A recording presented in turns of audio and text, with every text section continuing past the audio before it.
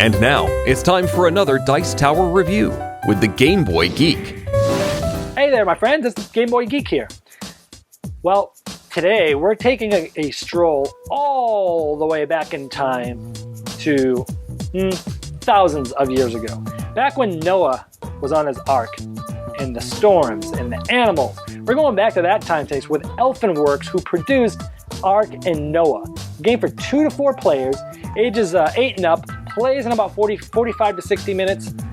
It is a worker placement game that also has a little bit of sort of area control and a little bit of maybe light negotiation. It's really interesting. Puts lots of different mechanics with a good theme. Let's check it out, look at the components. I'll show you how it's played. I'll give you my final thoughts.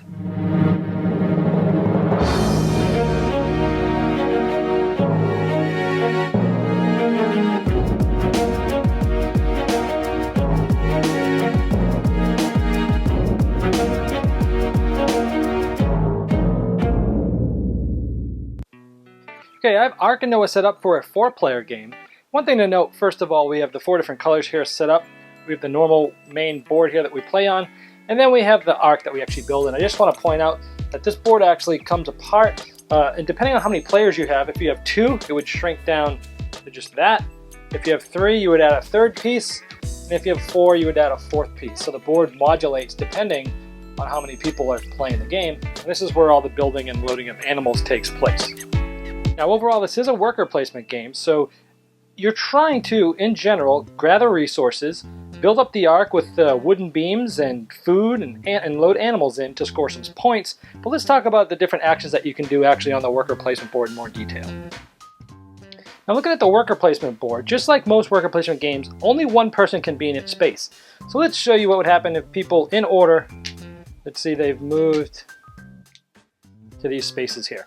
So what happens is this board's cut in half. The top half, the person that goes to that space, that person will get this award, depending on the space they're on, and everybody else will get something else in most cases. So in this, the green guy went here, and he would get 3 pitch cubes, those black little pitch cubes. You get 3 of those, everybody else would get 1. I'll show you a little bit later what those do. Then this person will resolve. It always goes left to right in resolving all the time. You get to pick some animals. There's 2 bags in this game. There's a black bag and a white bag. They're going to pick, in a 4-player game, it's different for different people, but for a 4-player game, they would pick 2 female animals out of the white bag and 2 male animals out of the black bag. And we have a bear here, a zebra, a little koala, and a small little dove bear. They would get to pick one of these animals and keep it, and then they pass it around, and everybody else, one at a time, would get to take their animals and place them in front of themselves. So everybody does sort of get an animal, but the person who puts it there got to pick it first. We'll talk about mating animals here just shortly. This person would get 3 food, and everybody else would get 1 food. And here, this person would get 4 boards of their color, and everybody else would get 2. When there's spots that have not been gone on,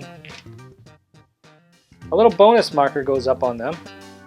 Essentially, next time somebody goes there, they will get those bonus points. If still nobody goes there, it keeps increasing every time up to 4. So next round, everything goes left to right again. So let's say green goes here, they would get 1 point. They would move on the track. Let's say this guy goes here. Let's say this guy goes here. And this guy can stay in the same spot. We've already talked about food. Let's talk about the rest of these spots here real quickly. Now this person, if he picks here, he gets to choose, a question mark, a pitch cube, 1 food, 1 board, 1 victory point, and he gets to choose one of those, and he gets to swap 1 board on the ark. We'll talk about that later. Or he can take 3 animals and exchange 1 of those for himself, and everybody else gets nothing. This is only space where everybody else gets nothing. Now, also, there's 2 more spots here we haven't talked about. This one allows you to build the ark. It gives you 8 sort of things you can do, or 8 points of building an ark. Everybody else gets 5.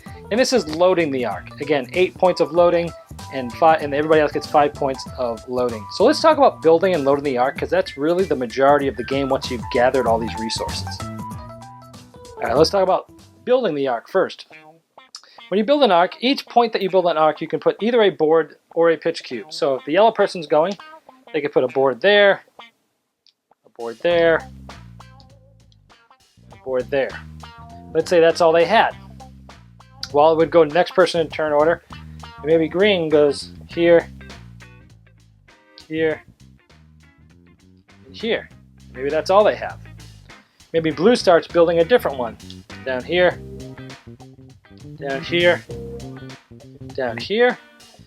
And you can put a pitch cube. Anytime, the pitch cubes go always on these spots on the edge, and there has to be a board on each side of it. So maybe the blue person puts this. You're getting 1 point for every essential piece that you're putting on here, a board or a pitch cube. And then maybe the last person, red, has a few, and he goes here, here. Maybe that's all he had. So again, building the arc, the person that put their meeple there gets to do 8 things, and everybody else gets to do 5. So that's sort of loading the arc, building the arc. Now we're going to talk about loading the arc. When loading the arc, you have to make sure that there is an enclosed corral, and if you're using the edge spots, you have to make sure that there's pitch cubes there too.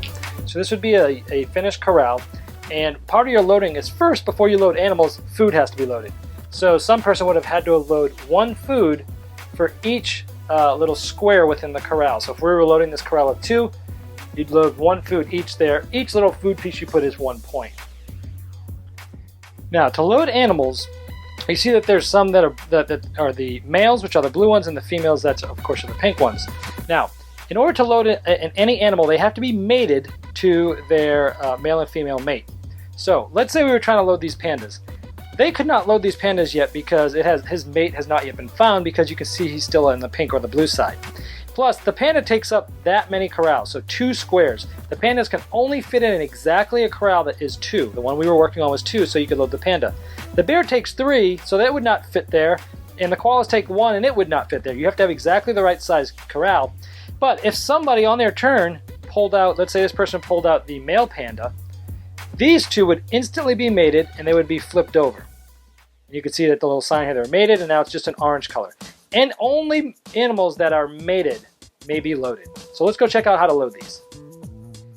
Now, assuming that the food's there, the corral's built, it's on the edge, the pitch cubes are there, the food's already there, either person that has one of the mated pandas can load these when it's their turn. And if they load these pandas here, if they only owned one of them, they would only have to pay the loading cost, which is 2, for even both pandas. Only the one that they own they have to pay for. If they own both of them, they'd have to pay 4. Now, when they load it, they get this point total here on the right. You see 4. So each person is going to get 4 points for loading these pandas. So you get points for making the corral and for loading them up. In addition to the points that they scored for the pandas themselves, the person that loaded the pandas, the animals, get 1 point for each pitch cube as well that were on that corral. Then everybody else gets 1 point for every board of their color that was used for this corral. So in this case, green would get 3 points, yellow would get 3 points. The person who loaded them in would get 1, 2 points for each of those, and they would get the loading cost, the loading points as well. So that's how you pretty much score loading animals. Once a corral is built, no other animals of any size can go there. However, there are these smaller animals that have 0 loading size. These are considered small animals, and they can always fit in with other animals.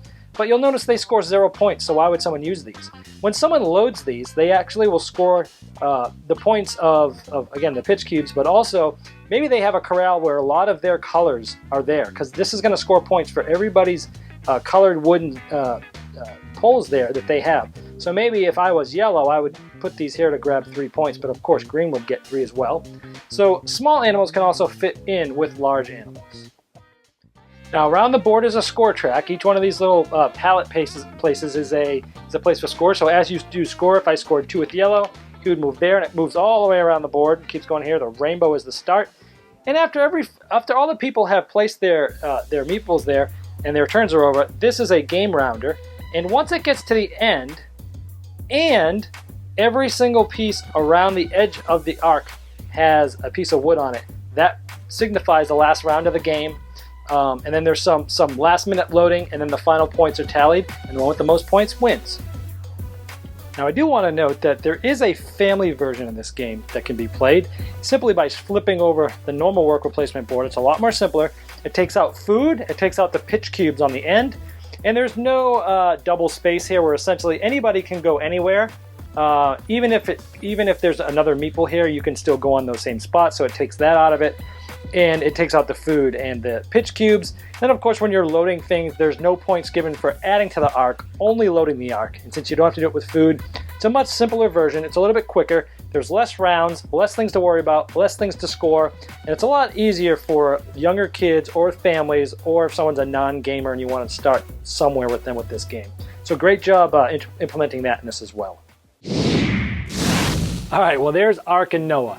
So what do I think? Well, first of all, I must say I am typically a pretty big fan of worker placement games. I generally like them, and this one's no different. I definitely liked this game.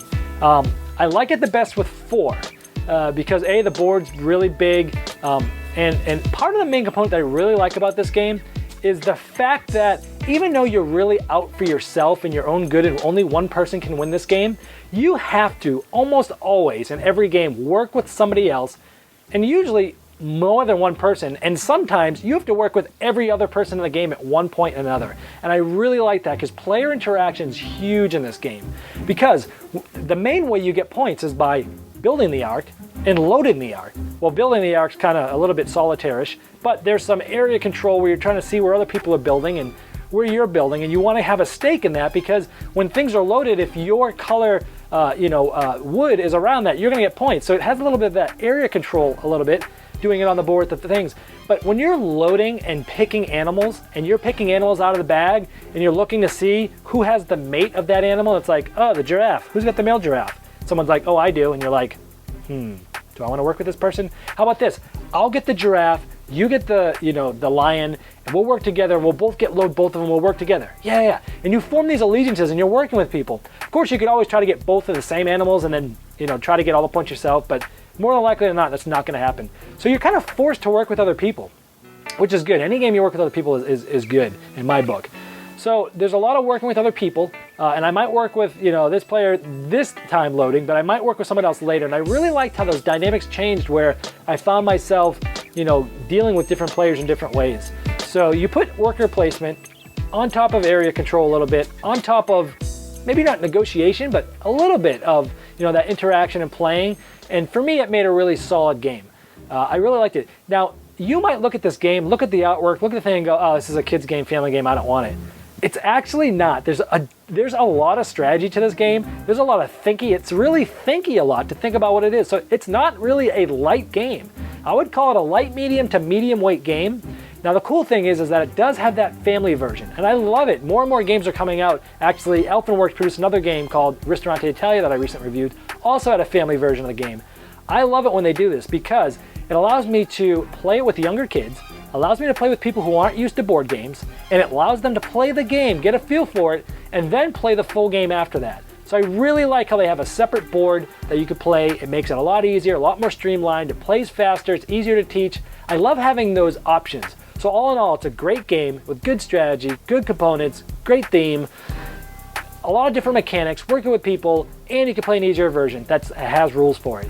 So I'm definitely recommending this one. Huge thumbs up. If you like worker placement or area control or working with people interaction, you should definitely check this one out because it's definitely worth a thought. Good strategy, good game, good job, Elfenworks. So much for watching the Dice Tower videos. Find more great videos and reviews, as well as our top-rated audio podcast at Dicetower.com. You can also find other great shows at Dicetowernetwork.com. I'm Eric Summerer, and you've been watching The Dice Tower. The Dice Tower is sponsored by Cool Stuff Inc., where you can find great games for great prices. Cool stuff in stock. Check them out at CoolStuffInc.com.